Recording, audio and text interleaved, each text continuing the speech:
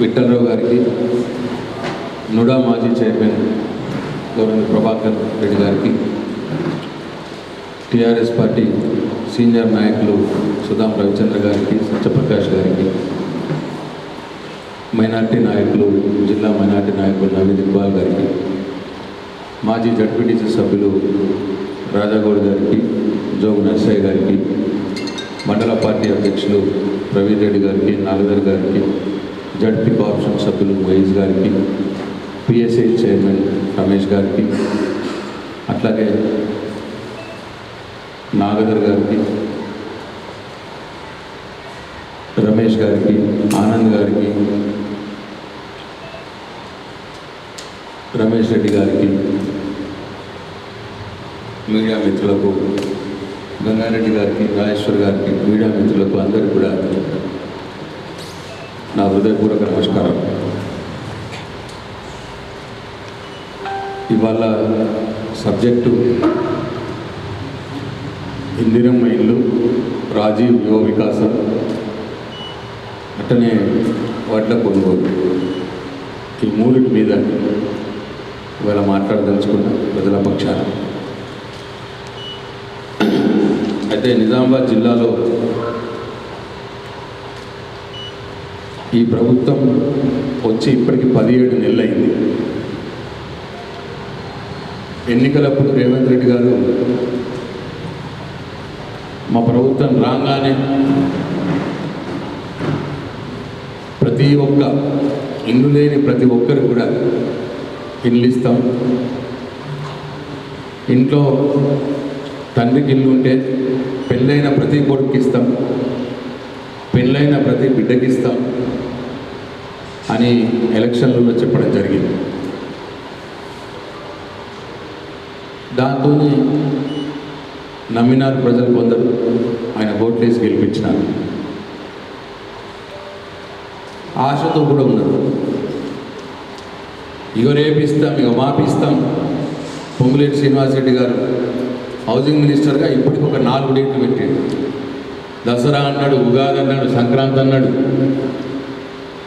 ఇప్పటికి కూడా ఇంకా ఇందిరమ్మ ఇల్లు ఒక్క ఇల్లు కూడా కట్టలేదు. 17 నెలలైంది, ఒకటంటే ఒక ఇల్లు కట్టలేదు. సరే వీళ్ళందరికీ ఇస్తాము అన్నారు కదా అని పాపం ప్రజల ఆశతో నిజామాబాద్ జిల్లాలో దాదాపు 1,80,000 మంది ఇల్లు లేని పేదవారు మాకు ఇల్లు కావాలి అని చెప్పి ఇందిరమ్మ ఇళ్ళ పథకంలో అప్లై చేసుకోవడం జరిగింది. ఎంతమంది? 1,80,000 మంది ఇల్లు లేని పేదవారు అప్లై చేసుకున్నారు. 1,80,000 మంది అప్లై చేసుకుంటే వీళ్ళు కాంగ్రెస్ పార్టీ నాయకులు వాళ్ళ ఇళ్లలో కూర్చొని ఒక 70,000 మంది ఎలిజిబిలిటీ లిస్ట్ అని చెప్పి ఓ 2 నెలల క్రితం ఎలిజిబిలిటీ లిస్టు తయారు చేసినారు. 70,000 మందిని తయారు చేసినారు. అప్పుడు గ్రామ సభలు పెట్టినారు. పెట్టి ఆ ఎలిజిబిలిటీ లిస్టులో ఈ ఊర్లో 150 మందికి ఎలిజిబుల్ అయ్యారు ఇందిరమ్మ ఇల్లు, మీ అందరికీ వస్తుంది. 150 మంది లిస్ట్ వచ్చింది, మీ అందరికీ ఇల్లు వస్తాయని చెప్పి నమ్మించినారు. అట్లా 70,000 మంది సుమారు నిజామాబాద్ జిల్లాలో ఎలిజిబిలిటీ లిస్టులు పెట్టినారు. వాళ్ళందరికీ కూడా ఇల్లు ఇస్తామని నమ్మించారు. అప్పుడు చాలా గొడవలేని, మేము 1,80,000 మంది సుమారు అప్లై చేసుకుంటే మీరు 70,000 మందికే ఎలిజిబిలిటీ అంటున్నారు, అది కూడా మీ ఇష్టం వచ్చినట్టు ఎలిజిబిలిటీ తయారు చేసినారు, భూములు ఉన్నోళ్ళకు ఉన్నాయి, ఇల్లు ఉన్నోళ్ళకు కూడా ఇచ్చినారు అని చెప్పి అప్పుడు గ్రామ సభల్లో గొడవలు జరిగినాయి. అదందరూ మనందరం సాక్ష్యం. గొడవలు జరిగిన గ్రామ సభల్లో మళ్ళీ లిస్టు తయారు చేస్తామన్నారు. వెరిఫై చేసి మళ్ళీ ఏం లిస్టు తయారు చేయలేదు. అప్పుడు కాంగ్రెస్ పార్టీ నాయకులు ఎవరి పేర్లు అయితే చెప్పారో ఆ పేర్లతోటే ఎలిజిబిలిటీ లిస్టులు వచ్చినాయి. ఇప్పుడు మళ్ళా ఆ ఎలిజిబిలిటీ లిస్టులో ఉన్న వారిని ఉన్న దాంట్లో ఇంతమందికి శాంక్షన్ అని చెప్పి అంటున్నారు. ఇప్పుడు మళ్ళా అంటే ఊర్లో 100 మంది ఎలిజిబిలిటీ లిస్టులో వస్తే ఒక 20 మందో 30 మందికో ఇప్పుడు ఇల్లు శాంక్షన్ అయినాయి అని చెప్తా ఉన్నాను. అట్లా మొత్తం జిల్లాలో 70,000 మంది సుమారు ఎలిజిబుల్ ఉంటే 17,500 మందికి ఇప్పుడు శాంక్షన్ ఇస్తున్నామని చెప్తున్నారు. అంటే అప్లై చేసుకున్న వాళ్ళు 1,80,000 అవసరం ఉన్నోళ్ళు, మీరు ఎలిజిబిలిటీ లిస్ట్ పెట్టింది 70,000, అంటే ముగ్గురులో ఒకటి. మళ్ళా ఎలిజిబిలిటీ లిస్ట్లో 5గురికి ఒక్కళ్ళకు ఎలిజిబిలిటీ లిస్ట్లో 70,000 మంది ఉంటే మీరు ఇస్తున్నది ఇప్పుడు 17,000 మందికి ఇస్తున్నారు. అంటే 4గురిలో ఒక్కళ్ళకే ఇస్తున్నారు. ఇస్తాము అని చెప్పింది. అది కూడా ఏం జరుగుతున్నది, నేను ఊర్లలో గత 2-3 రోజుల నుంచి అన్ని గ్రామాల్లో మాట్లాడి నేను మీటింగ్కి ప్రెస్ మీట్ పెడతా ఉన్నాను. ఈ ఇందిరమ్మ ఇళ్లలో ఎవరి అర్హులు, ఎవరు లబ్ధిదారులు, వాళ్ళని ఎట్లా సెలెక్ట్ చేయాలన్న దాని మీద ఇదే ప్రభుత్వం ఇక జీవో నంబర్ 7 9/3/2024లో ఒక జీవో ఇచ్చింది. 9 మార్చి 2024 సంవత్సరంలో జీవో నంబర్ 7 తోటి ఒక జీవో ఇచ్చింది. దీంట్లో ఏమంటున్నారు వాళ్ళు,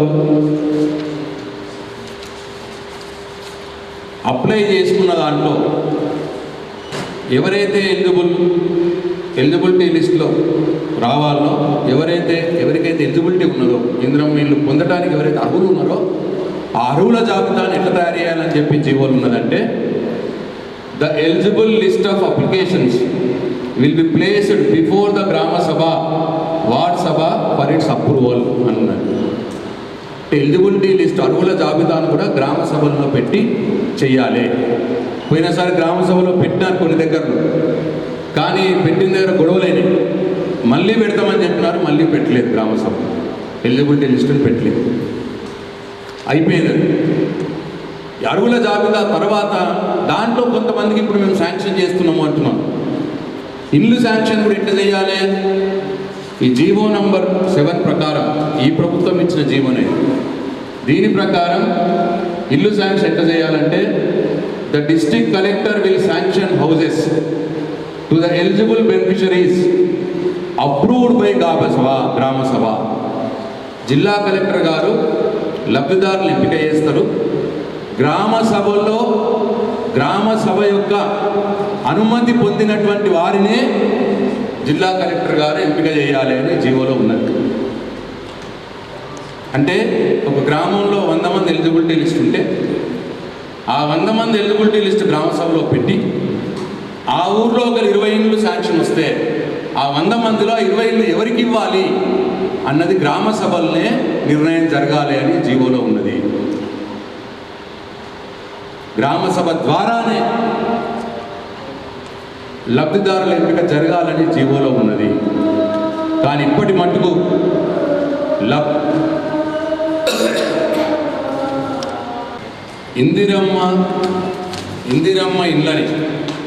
ఇందిరమ్మ ఇళ్ళ లబ్ధిదారులు గ్రామ సభల ద్వారానే ఎంపిక చేయాలనే స్పష్టంగా ఉన్నది జీవో నంబర్ 7లో. కానీ మాకు వస్తున్నటువంటి సమాచారం ఏంటంటే, ఇప్పటి మటుకు ఒక్క గ్రామ సభ కూడా పెట్టలేదు. గ్రామ సభల్లో నిర్ణయం జరగాల్సినటువంటి లబ్ధిదారుల పేర్లు కాంగ్రెస్ పార్టీ నాయకుల ఇళ్లల్లో జరుగుతున్నాయి. కాంగ్రెస్ పార్టీ నాయకులు ఆ ఊర్లో ఒక 30 ఇండ్లు శాంక్షన్ అయితే ఒక ఐదుగురేమో నిజమైన లబ్ధిదారులు ఒక 5 పేర్లు రాసి, ఇక సగం కాంగ్రెస్ పార్టీ కార్యకర్తలకు, ఇంకో సగం ఎవరైతే 50,000 రూపాయలు ఇస్తారో ఒక ఇంటికి 50,000 రూపాయలు ఇచ్చిన వాళ్ళకే ఇందిరమ్మ ఇండ్ల లబ్ధిదారుల పేర్ల లిస్టులో పేరు వస్తున్నది. నేను మళ్ళీ ఇంకోసారి చెప్తా ఉన్నా, ఇందిరమ్మ ఇండ్ల లబ్ధిదారుల పేర్లు గ్రామ సభలో ఫైనల్ కావాల్సి ఉండగా, గ్రామ సభలో ఫైనల్ కావాల్సినటువంటి లిస్టు కాంగ్రెస్ పార్టీ నాయకుల ఇళ్లల్లో ఫైనల్ అవుతున్నాయి. దీన్ని టీఆర్ఎస్ పార్టీ తీవ్రంగా వ్యతిరేకిస్తున్నది. ఎందుకంటే దొంగలు ఊరు పంచుకున్నట్టు ఎవడప్ప సొమ్మిది కాంగ్రెస్ పార్టీ కార్యకర్తలకు ఎట్లా ఇస్తారు? 50,000 రూపాయలు ఇచ్చిన వాళ్ళకే ఇల్లు ఇస్తామని చెప్పి ఇవాళ కాంగ్రెస్ పార్టీ నాయకులు కార్యకర్తలు గ్రామాల్లో డబ్బులు వసూలు చేస్తూ ఉన్నారు. ఎవరైతే డబ్బులు ఇస్తున్నారో వాళ్ళకే ఇల్లు వస్తూ ఉన్నాయి. ఇల్లు వస్తాయని చెప్తున్నారు. నేను అందుకే డిమాండ్ చేస్తూ ఉన్నా, కలెక్టర్ గారిని కూడా డిమాండ్ చేస్తూ ఉన్నా. ఎందుకంటే ఫైనల్గా అప్రూవల్ చేసేది మీరే, కలెక్టర్ గారే. ఎట్టి పరిస్థితుల్లో ఇందిరమ్మ ఇళ్ళ లబ్ధిదారుల ఎంపిక మీరిచ్చిన జీవో ప్రకారమే గ్రామ సభల్లోనే ఫైనల్ కావాలి. గ్రామ సభలు పెట్టకుండానే కాంగ్రెస్ పార్టీ నాయకుల ఇళ్లలో లిస్టు తయారు చేసి గ్రామ సభ అప్రూవల్ అయిందే అని ఊరికే కాగితాల మీద రాసి ఇవాళని శాంక్షన్ చేస్తే మాత్రం ఇల్లు రాని పేదవారిని తీసుకొని తప్పకుండా పోరాటం చేస్తాం, తీవ్రతరం చేస్తాం. గ్రామ సభల్లో ఫైనల్ చేయండి. మీరు 100 మంది ఎలిజిబిలిటీ లిస్ట్ ఉంటే మీరు 20 ఇళ్ళు ఇచ్చినప్పుడు చేస్తూ ఉన్నా. ఈ కాంగ్రెస్ పార్టీ నాయకులు వారి ఇళ్లలో తయారు చేసే లిస్టుని, ఆ లబ్ధిదారుల లిస్టుని వ్యతిరేకించండి. ఎవరైతే న్యాయంగా రావాల్సిన వారు ఉంటారో, ఇల్లు రావాల్సిన వారు ఉంటారో వారిని కూడా తీసుకొని మీ గ్రామ పంచాయతీ దగ్గర మీ ఎంఆర్ఓ ఆఫీసులలో వాళ్ళని తీసుకొని వెళ్ళండి. వెళ్ళి డిమాండ్ చేయండి, గ్రామ సభ పెట్టండి. గ్రామంలో గ్రామ సభలోనే ఇందిరమ్మ ఇళ్ళ లిస్టు ఫైనల్ కావాలి అని చెప్పి డిమాండ్ చేయమని చెప్పి నేను టీఆర్ఎస్ పార్టీ నాయకుల్ని కార్యకర్తల్ని కూడా కోరుతా ఉన్నా.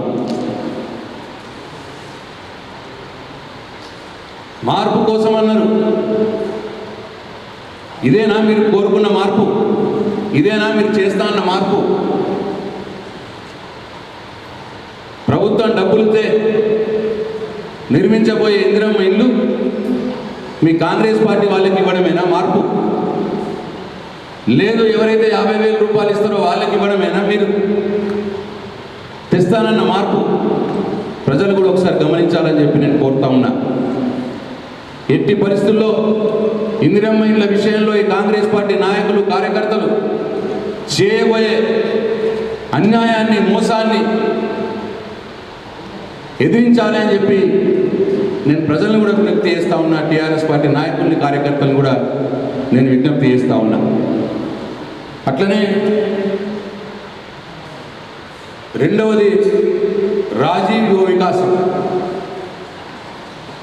చాలా గొప్పగా చెప్పుకున్నారు. రాజీవ్ యువ వికాసం ద్వారా నిరుద్యోగ యువతకు వాళ్ళే ఉపాధి పొందే విధంగా, వాళ్ళే స్వయంగా బిజినెస్ చేసుకునే విధంగా ₹1,00,000 నుంచి ₹4,00,000 మటుకు ప్రభుత్వం సహాయం చేస్తుంది. తద్వారా నిరుద్యోగ యువతకు చాలామందికి ఉపాధి దొరుకుతుంది అని చాలా గొప్పగా చెప్పినారు. కానీ ఇవాళ జరుగుతున్నది ఏంటంటే ఆ లిస్టు కూడా తయారవుతూ ఉన్నాయి. రాజు యువ వికాసం లిస్టులు కేవలం కాంగ్రెస్ పార్టీ కార్యకర్తలకు, కాంగ్రెస్ పార్టీ నాయకులకు, లేదు కాంగ్రెస్ పార్టీ కార్యకర్తల నాయకులకు లంచాలు ఇచ్చిన వాళ్ళకి మాత్రమే రాజీవ్ యువ వికాసంలో పేర్లు వస్తూ ఉన్నాయి. దాదాపు 6,500 కోట్ల రూపాయలు కాంగ్రెస్ పార్టీ నాయకుల కార్యకర్తల జేబుల్లోకి పోబోతున్నాయి. దానికోసం పక్కాగా ప్లాన్ చేసినారు. ఇవాళ లిస్టు తయారు చేసుకుంటా ఉన్నారు అని చెప్పి నేను జిల్లా ప్రజలకు మనవి చేస్తూ ఉన్నా. రాష్ట్ర ప్రధానికానికి కూడా నేను మనవి చేస్తూ ఉన్నా. కేవలం కాంగ్రెస్ పార్టీ నాయక కార్యకర్తల జేబులు నింపడం కోసమే ఇవాళ రాజీవ్ యువ వికాసం కార్యక్రమం తీసుకుంటున్నారు వీళ్ళు. ఎందుకంటే ఇవాళ రాష్ట్ర mineral development corporation chairman Anil గారు వారే స్వయంగా వారి మాటల్లో ఏమన్నారో మీరు ఒక్కసారి. గతంలో 10 ఏళ్ళుగా కష్టపడ్డ కార్యకర్తలు ఇవ్వండి, ఇవన్నీ ఎన్నో ఉన్నాయి. కావచ్చు, రేపు పనులు కావచ్చు, ఎస్డిఎఫ్ కావచ్చు, ఈ నిధులన్నీ కూడా ప్రాధాన్యత మాత్రం 10 ఏళ్ళు పార్టీ కోసం కష్టపడ్డ కార్యకర్తలు ఇవ్వాలని సౌండ్ మళ్ళీ రాజీవ్ వికాసంలో 10 ఏళ్ళుగా కష్టపడ్డ కార్యకర్తలకు ప్రాధాన్యత ఇవ్వండి. ఇవన్నీ ఎన్నో ఉన్నాయి. ఇవాళ ఇందిరా మిల్లు కావచ్చు, రేపు పనులు కావచ్చు, ఎస్డిఎఫ్ కావచ్చు, ఈ నిధులన్నీ కూడా ప్రాధాన్యత మాత్రం 10 ఏళ్ళు పార్టీ కోసం కష్టపడ్డ కార్యకర్తలు ఇవ్వాలని.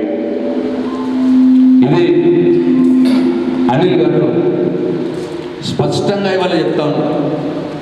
రాజీవ్ వికాసం కావచ్చు, ఇందిరమ్మ ఇల్లు కావచ్చు, పనులు కావచ్చు, ఎస్డిఎఫ్ నిధులు కావచ్చు, అన్నీ కూడా కాంగ్రెస్ పార్టీ కార్యకర్తలకే ఇవ్వాలి అని స్పష్టంగా ఒక అధికారిక బాధ్యతలో ఉన్నటువంటి కార్పొరేషన్ చైర్మన్ ఇవాళ బహిరంగంగా చెప్తా ఉన్నారంటే ఇవాళ కాంగ్రెస్ పార్టీ ఎంతకు దిగజారిందో రాష్ట్ర ప్రజలు ఆలోచన చేయాలని చెప్పి నేను కోరుతా ఉన్నాను.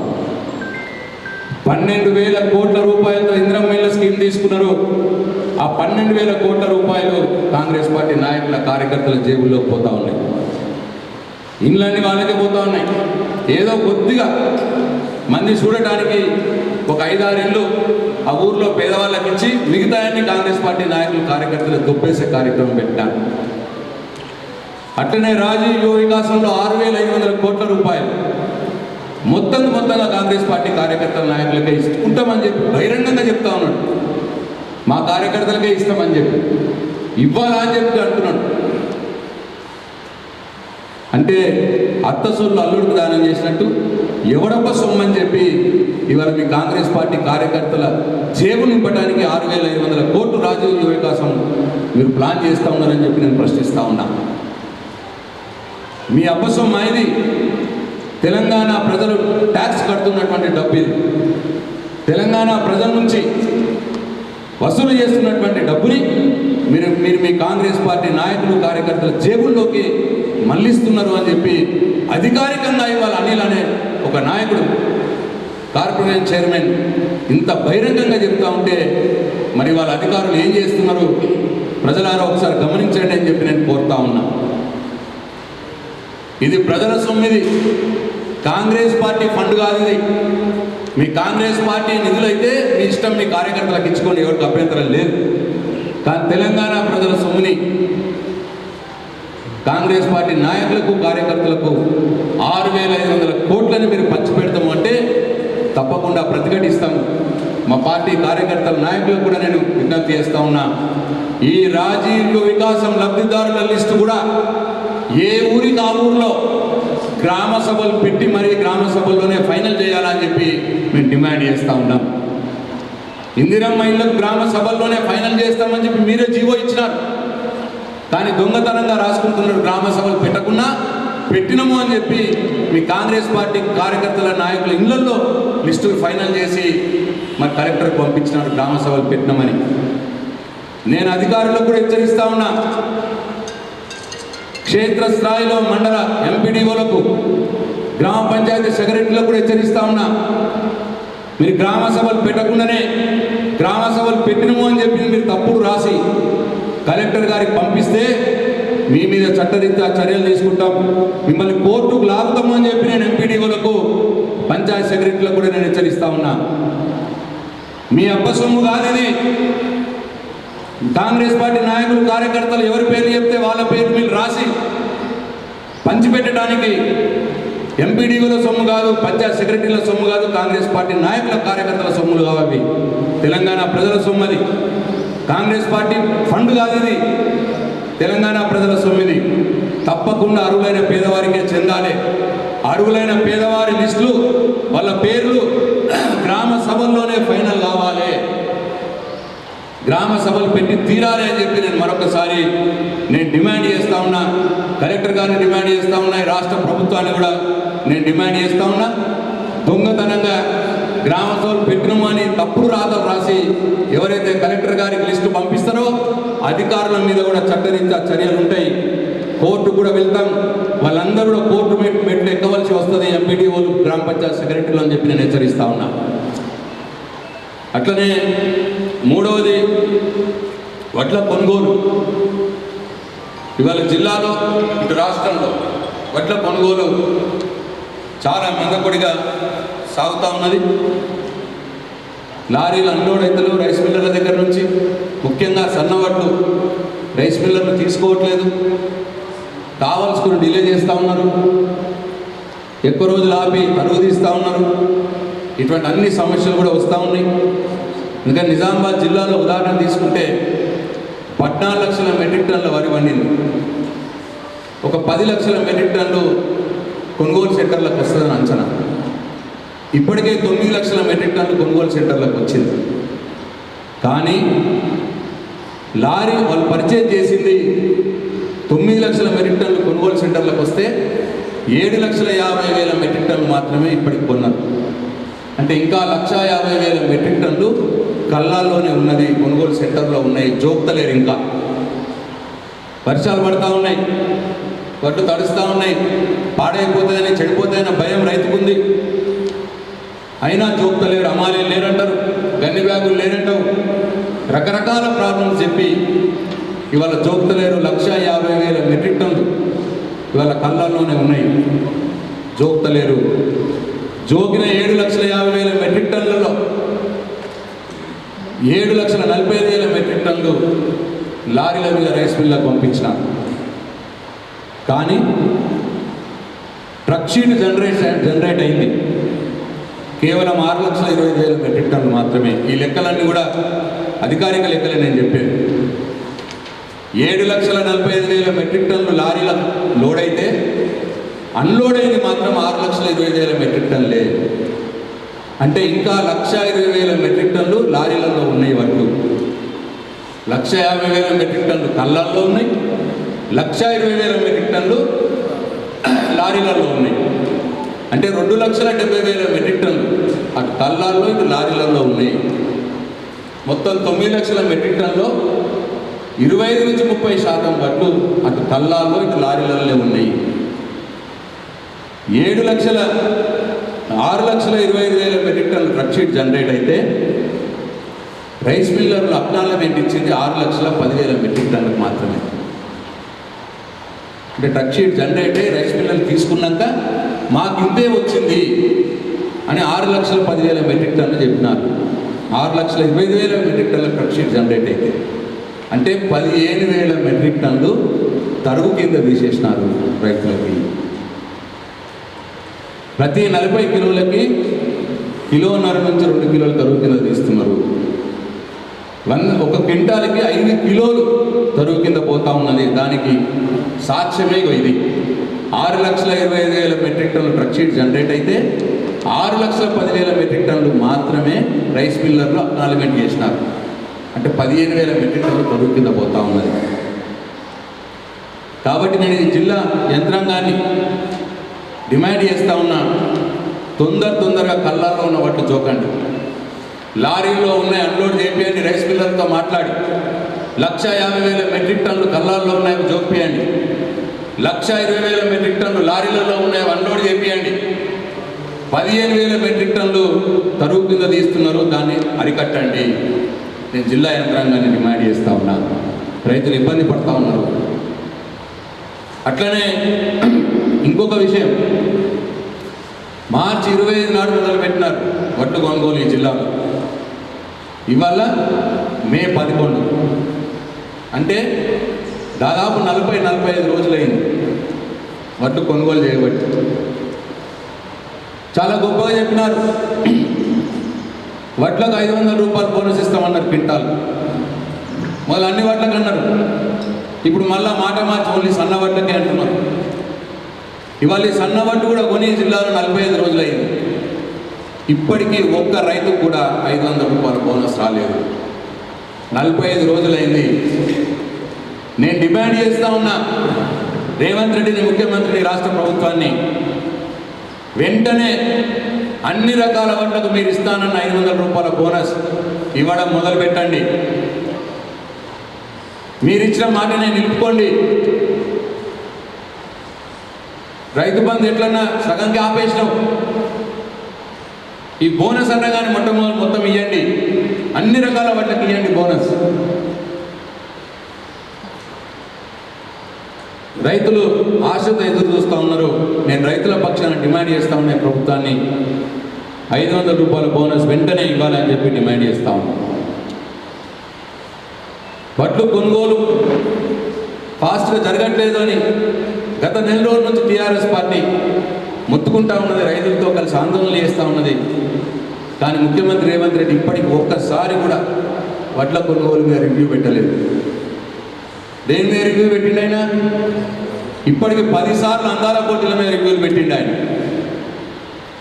ఆయన రైతుల బాధల కంటే, రైతుల వడ్లు కొనుగోలు మీద కంటే అందాల పోటీల మీద ఆయనకు శ్రద్ధ ఎక్కువ ఉన్నది. కాబట్టి ఇప్పటికైనా బుద్ధి తెచ్చుకోండి రేవంత్ రెడ్డి గారు, ముఖ్యమంత్రి గారు. ఇప్పటికైనా ఇమీడియట్గా రివ్యూ పెట్టండి వడ్ల కొనుగోలు మీద. కల్లాలలో ఉన్న వడ్లు జోక్పియండి, లారీలలో ఉన్న అన్లోడ్ చేపియండి, తరుగును అరికట్టండి, 500 రూపాయల బోనస్ వెంటనే ఇవ్వండి. ఇప్పటికన్నా బుద్ధి తెచ్చుకొని ఈ చర్యలు తీసుకోవాలని చెప్పి నేను ముఖ్యమంత్రి రేవంత్ రెడ్డి గారిని డిమాండ్ చేస్తూ ఉన్నా. మళ్ళీ ఒకసారి చివరిగా, ఇందిరమ్మ ఇండ్ల లబ్ధిదారుల్ని ఎంపిక చేసే బాధ్యత ఈ ప్రభుత్వం ఇచ్చిన జీవో ప్రకారం గ్రామ సభల్లోనే జరగాలి. మీరు గ్రామ సభలు పెట్టకుండా కాంగ్రెస్ పార్టీ నాయకుల ఇళ్లలో ఇందిరమ్మ ఇండ్ల లబ్ధిదారుల ఎంపిక జరుగుతూ ఉన్నది. కాంగ్రెస్ పార్టీ కార్యకర్తలు కట్టబెడతా ఉన్నారు. ఇల్లుకు 50,000 చొప్పున లంచం తీసుకొని ఇవాళ ఇల్లు అమ్ముకుంటున్నారు. కాబట్టి నేను ఈ ప్రభుత్వాన్ని డిమాండ్ చేస్తా ఉన్నా, ముఖ్యమంత్రిని డిమాండ్ చేస్తా ఉన్నా, గ్రామ సభలు నిర్వహించండి, గ్రామ సభల్లోనే ఇందిరమ్మ ఇండ్ల లబ్ధిదారులని ఎంపిక చేయండి అని చెప్పి నేను డిమాండ్ చేస్తా ఉన్నా. రెండవది, రాజీవ్ యువ వికాసంలో ఆ లబ్ధిదారులను కూడా కాంగ్రెస్ పార్టీ నాయకులు కార్యకర్తలే ఫైనల్ చేస్తూ ఉన్నారు. మొత్తం 6,500 కోట్ల రూపాయలు మీరు రాజీవ్ యువ వికాసం పేరు మీద ఏదైతే మీరు ఇస్తామని చెప్పినారో నిరుద్యోగ యువతకు నిజమైన అర్హులైనటువంటి యువతకు ఇవ్వకుండా మీరు మీ కాంగ్రెస్ పార్టీ కార్యకర్తల జేబుల్లోకి, నాయకుల జేబుల్లోకి 6,500 కోట్ల రూపాయలను మీరు మలిపే ప్రయత్నం చేస్తూ ఉన్నారు. కాబట్టి నేను డిమాండ్ చేస్తూ ఉన్నా, రాజీవ్ యువ వికాస లబ్ధిదారుల్ని కూడా గ్రామ సభల్లోనే ఫైనల్ చేయాలి. ఏ ఊరికి ఆ ఊరు గ్రామ సభలు పెట్టి ఆ ఊర్లో ఉన్నటువంటి యువకులందరినీ పిలిచి, ఆ ఊర్లో ఎవరైతే అప్లై చేసుకున్నారో యువకులు, ఆ యువకులందరినీ పిలిచి ఆ గ్రామ సభలో ఆ మొత్తం పేర్లు బయటపెట్టి, లిస్టు బయటపెట్టి ఫైనల్ చేయాలని చెప్పి నేను డిమాండ్ చేస్తూ ఉన్నా. ఈ 2 ఇందిరమ్మ ఇండ్లు, రాజీవ్ వికాస్ పథకం, ఈ 2 పథకాల ద్వారా ప్రభుత్వ డబ్బుని మీ కాంగ్రెస్ పార్టీ నాయకులు కార్యకర్తల జేబుల్లోకి మళ్లించాలని చూస్తూ ఉన్నారు. ఇది మీ కాంగ్రెస్ పార్టీ ఫండ్ కాదు, తెలంగాణ ప్రజల సొమ్మిది. కాబట్టి నిజమైన ఇందిరమ్మ లబ్ధిదారులకు అందేదానిగా గ్రామ సభలో పెట్టించి, నిజమైన ఇందిరమ్మ లబ్ధిదారులకు ఇల్లు అందేదానిగా గ్రామ సభలో పెట్టించి, రాజీవ్ యువక వికాస పథకం ద్వారా నిజమైన నిరుద్యోగ యువతకు ఉపాధి దొరికేదానిగా, వాళ్ళకు అందేదానిగా టీఆర్ఎస్ పార్టీ పోరాటం చేస్తుందని చెప్పి నేను ఈ సందర్భంగా తెలియజేస్తూ సెలవు తీసుకుంటున్నా. జై తెలంగాణ, జై కేసీఆర్.